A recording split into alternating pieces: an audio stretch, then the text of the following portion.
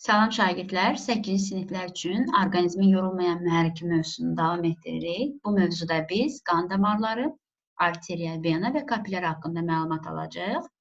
Bilirik ki, ürəyimizə birləşən damarlar, yəni ürəkdən çıxan, həm də ürəyə gələn damarlar var. Bəs bu damarların hansı növləri var? Ən böyük damarlarımız adlanır arteriya damarı. Ki, aorta damarı da məhz arteriya damarıdır. Aorta məhz ürəkdən çıxan, sol məddəkidən çıxan ən böyük damardır. Vena damarı arteriya damarlarından sonra gələn böyük damarlardır. Yəni, ən böyük arteriya damarı, daha sonra isə vena damarları və bu damarların müqayisəsinə baxaq. İlk növbədə onu deyək ki, arteriya damarları ürəkdən çıxan damarlardır. Başqa cür desək, orqanlara qan aparan damardır. Vena damarları isə ürəyə gələn damardır. Başqa cür desək, orqanlardan qan gətirən damardır. Arteriya və vena damarlarının divarı 4 qatlıdır. 4 qatlı deyəndə əsas burada 3 qatdan danışırıq. Yəni, xarici birləşdirici qat. Ondan sonra gəlir saya əzələ qatı.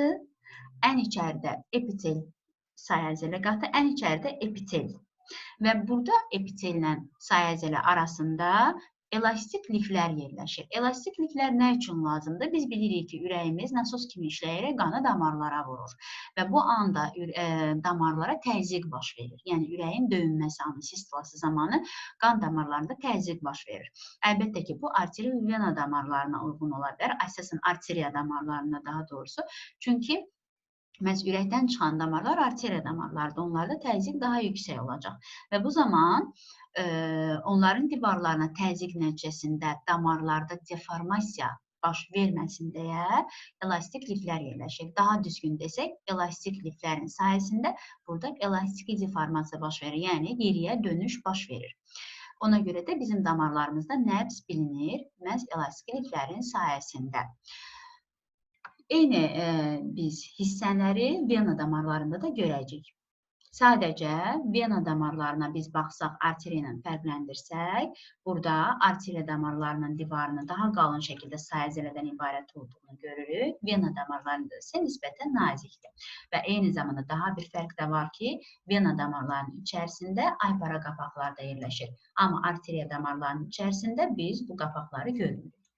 Keçid alaq kapillərlər haqqında məlumata. Kapillərlər isə arteriya və vena damarlarının arasında yerləşir. Mütləq bu damarlar arasında yerləşir. Düzdür, bəzi istisna orqanlarımız var. Məsələn, qaraciyərdə 2 vena arasında kapillər, böyrəkdə isə 2 arteriya arasında kapillərə biz rast gələ bilərik. Kapillər, bizim artıq məlumatımız var 6-cı sinifdən ki, kapillərdə məhz maddələr mübadiləsi baş verir. Yəni, həm qidalı maddələrin daxil olması, xaric olması, eyni zamanda oksigen və karbon qazının daxil və xaric olması məhz kapillər damarlarında baş verir. Çünki kapillər damarlarının divarı arteriya və vena damarlarındakı kimi qalın deyil. Yalnız və yalnız tək qatlı epiteldən ibarətdir. Ona görə burada mübadilə prosesi daha rahat baş verir. Bir də onu vurğulayaq ki, bizim bədənimizdə kapillər damarların sayı çox miqdardadır. Arteriya damarlarında sürət yüksəkdir.